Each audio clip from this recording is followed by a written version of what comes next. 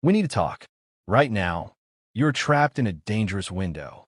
If you're a professional in the market for a new workstation, there is quite literally no worse time to buy than the 6 months preceding a major architectural shift.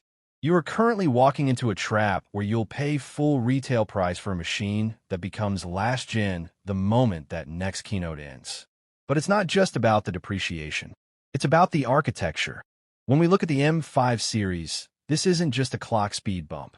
We are looking at a fundamental rewrite of how memory is handled at the silicon level. The current M series is fast, but as 8K workflows and local AI models grow, that memory bandwidth becomes the ultimate bottleneck. The M5 Ultra, it's not just adding more cores, it's widening the pipes. If you're an editor, a 3D artist, or a data scientist, this is the difference between waiting for your computer to finish a task and your computer waiting for you. But here's the mistake most people make. They view specs through the lens of what is better rather than what is necessary. We get caught in the future-proofing trap buying top-tier chips that we don't actually need. In the professional world, hardware is a consumable asset. It's a tool that earns you money. If you spend $6,000 on a machine that saves you 5 minutes a day, you have made a bad business decision. You need to calculate your return on compute. If an M5 Ultra turns a 10-hour render into a 2-hour render, you've just bought yourself 8 hours of billable time. That is where the value lives. Before you spend a dime, let's do a reality check. Open your activity monitor right now. Is your memory pressure hitting the red? If you're in Resolve or Premiere, watch your GPU utilization during heavy effects like noise reduction.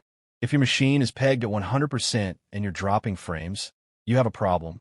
But if your GPU is sitting at 40% and your memory is stable, you aren't bottlenecked by hardware. You're bottlenecked by your own workflow habits. A faster chip won't fix a messy timeline. And don't forget the ecosystem cost. Jumping to an Ultra machine often triggers a cascade of upgrades. You'll need Thunderbolt 5 storage to keep up with the throughput, 10 gigabits Ethernet to move the files, and a reference-grade monitor to see what you're actually creating. If you buy an M5 Ultra and plug it into a budget monitor and a spinning hard drive, you've neutered the beast you just paid a premium for. You aren't just buying a desktop, you are building a system. Don't get blindsided by the hidden costs. This leads us to the panic period. When the M5 drops, retailers have to clear out M2 and M4 inventory. Watch the mid and high-tier stock. These machines will hit a price-to-performance sweet spot that will be the best value in the industry. If you don't need bleeding-edge local AI, an M4 Ultra purchased at a clearance discount will serve you for 5 years with zero friction. You're letting someone else pay the early adopter tax while you swoop in to grab a pro-grade workhorse for a fraction of the cost. Strategy is everything. Professionals don't buy on emotion, they buy on data. Apple's supply chain is starving current models because they're clearing the warehouses. If you wait, you gain leverage. If you act now, you're acting with incomplete information. So, here is your homework. Take the next few weeks to run your audit. Catalog your bottlenecks. Document every time your machine forces you to go grab a coffee while it struggles.